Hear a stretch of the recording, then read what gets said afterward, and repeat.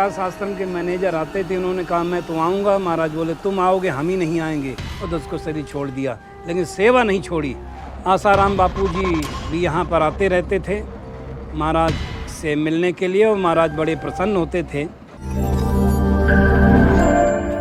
हम पथिक समाधि, संत पथिक समाधि में खड़े हुए हैं जी। ब्रह्मज्ञानी का क्या स्वरूप होता है, कैसा होता है व्यवहार, और उनका उस समय कैसा रहा है, सब कुछ माहौल हम जानना चाहते हैं। उनका रहने का माहौल ये है कि महाराज हमारे गुरुदेव भगवान बाल ब्रह्मचारी थे, और बहुत ही कम आयु में वो उनको एक सिद्ध योगी महापुरुष मिल गए जो नग्न अवस्था में रहते थे, केवल कौपीन धारण करते थे, और उनकी आयु लगभग 350 वर्ष रही, जिनकी समाधि कानपुर के पास बनी हुई है, कानपुर रामा देवी से 15 किलोमीटर दूर। तो उनके पास बहुत लोग आते रहते थे, इस कारण महाराज उनसे आज्ञा ले करके, और प्रारंभ में सीतापुर के घोर जंगलों में, ये 80 साल पहले की बात है जब जंगल बहुत होते थे, महाराज ने एक वृक्ष को चुना, उसके नीचे झोपड़ी बनाई, झरोखा बनाया, और लगभग 20 वर्षों तक कठोर साधना किया। तो साधना के परिणाम स्वरूप केवल भगवान, हम जंगल में हैं या घर में, दिल लगा एक उस दिलवर में, वो मेरे बाहर भीतर है, व्यापक हर शय में हर दर में, बस रही मिलन की ही उमंग, हम पथिक हमारा और ढंग।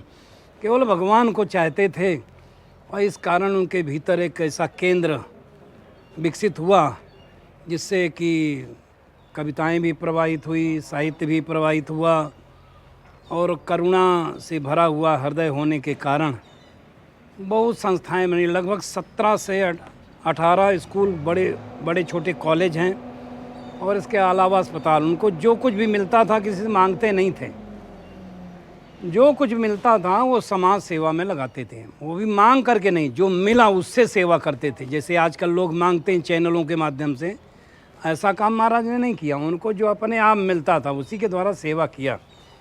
उससे उनका कहना ही था, उन्नति का साधन सेवा है, इससे ही आत्मशुद्धि होती, पर लोभी मोही अभिमानी सेवा को निभाना क्या जाने।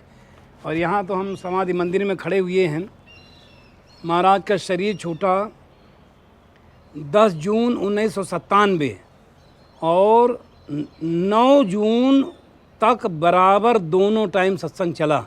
आप वो सामने देख रहे हैं, वो पथिक कुटी वो लिखी हुई है, वहाँ हम भी रहते थे, 10 वर्ष हम रहे। तो महाराज दोनों समय का सत्संग किया, और सायंकालीन सत्संग के पश्चात महाराज ऊपर का जीना चढ़ रहे थे, और बीच में रुक गए, और रुक करके बोले कि देखो भाई, अब सत्संग में कोई नहीं आना, इतने दिन तक जो सुना है उसी को अपने जीवन में उतारने का प्रयास करना। तो एक ब्यास आश्रम के मैनेजर आते थे, उन्होंने कहा मैं तो आऊँगा। महाराज बोले तुम आओगे, हम ही नहीं आएंगे, और 10 को शरीर छोड़ दिया, लेकिन सेवा नहीं छोड़ी। उनका मुख्य था कि तन से, मन से, धन से, विचारों से, योग्यता से सेवा करना चाहिए। सबसे बढ़िया साधन है अंतःकरण की शुद्धि का सेवा। तो उन्होंने किया। और जो आप कह रहे हैं ब्रह्मज्ञानी के लक्षण क्या हैं, तो ब्रह्मज्ञानी वो थे, और ब्रह्मज्ञानी का पूर्ण लक्षण यही होता है, ना वो किसी से बंधते हैं, ना किसी को बांधते हैं, ना स्वयं बंधन में पड़ते हैं, ना किसी को बंधन में डालते हैं। तो बंधन मुक्त, जीवन मुक्त महापुरुष थे वो। और ये सौभाग्य की बात है कि उनका गंगा के तट पर शरीर छूटा, और ये लोगों की आस्था का केंद्र है, गंगा के किनारे होने के नाते। और ये जो कुटी का हम दर्शन आपको यहीं से करा रहे हैं, यहीं पर हम रहते थे, और आसाराम बापू जी भी यहाँ पर आते रहते थे महाराज से मिलने के लिए, और महाराज बड़े प्रसन्न होते थे कि आप तो बड़े महात्मा हो करके हमारे पास आते हैं। तो कुछ इस दोहा चौपाई भी सुनाते थे, प्रभुता तज प्रभु कीन स्नेहु, भयो पुनीत आज ये गेहूँ। इस तरीके से महाराज यहीं पर हम रहते थे। तो उनका बेटा नारायण साईं भी हमारे साथ यहाँ 10-15 दिन तक रहा था। स्वयं बापूजी छोड़ गए थे, तो आपस में बड़ा बड़ी घनिष्ठता थी, बड़ा प्रेम था। तो यही है कि भाई महापुरुष का जीवन तो वो प्रवचन से नहीं, अपने आचरण से शिक्षा देते हैं। उसी प्रवचन का विशेष प्रभाव पड़ता है।